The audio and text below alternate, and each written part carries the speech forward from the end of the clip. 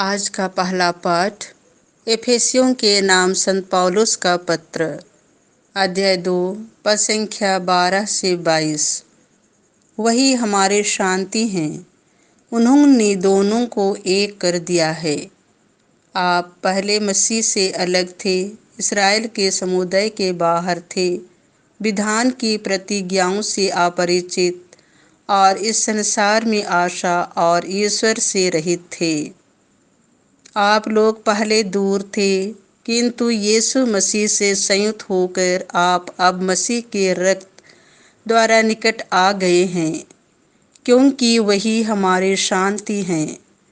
उन्होंने यहूदियों और गैर यहूदियों को एक कर दिया है। दोनों में जो शत्रुता की दीवार थी, उसे उन्होंने गिरा दिया और अपनी मृत्यु द्वारा विधि निषेधों की संहिता को रद्द कर दिया।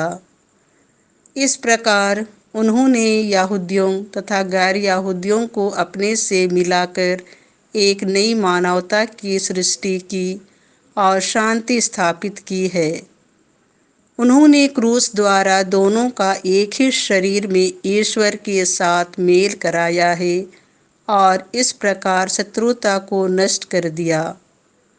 तब उन्होंने आकर दोनों को शांति का संदेश सुनाया, आप लोगों को जो दूर थे और उन लोगों को जो निकट थे, क्योंकि उनके द्वारा हम दोनों एक ही आत्मा से प्रेरित होकर पिता के पास पहुंच सकते हैं।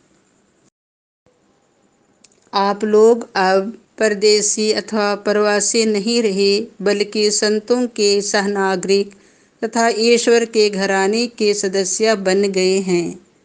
आप लोगों का निर्माण उस भवन के रूप में हुआ है जो प्रेरितों तथा नबियों की नींव पर खड़ा है और जिसका कोने का पत्थर स्वयं मसीह है। उन्हीं के द्वारा समस्त भवन संगठित होकर प्रभु के लिए पवित्र मंदिर का रूप धारण कर रहा है। उन्हीं के द्वारा आप लोग भी इस भवन में जोड़ दिए जाते हैं, जिससे आप ईश्वर के लिए एक आध्यात्मिक निवास बन जाएं। संत लूकास के अनुसार पवित्र सुसमाचार, अध्याय 12, पद संख्या 35 से 38। धन्य है वे सेवक जिन्हें स्वामी आने पर जागता हुआ पाएगा। यीशु ने अपने शिष्यों से यह कहा, तुम्हारी कमर कसी रहे और तुम्हारे दीपक जलते रहे।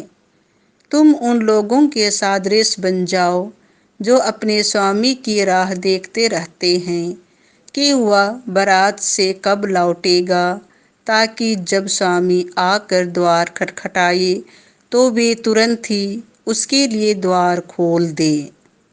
धन्य है वे सेवक जिन्हें स्वामी आने पर जागता हुआ पाएगा। मैं तुमसे कहे देता हूँ, वह अपनी कमर कसेगा, उन्हें भोजन के लिए बैठाएगा और एक एक को खाना परोसेगा। और धन्य हैं वे सेवक जिन्हें स्वामी रात के दूसरे या तीसरे पहर आने पर उसी प्रकार जागता हुआ पाएगा।